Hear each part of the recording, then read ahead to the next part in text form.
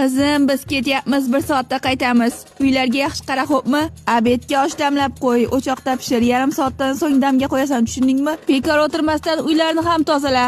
Gullarga suv quy. Muzlatgichda go'shtli kotletlar bor, shularni olib qo'y. Akang yaxshi ko'radi.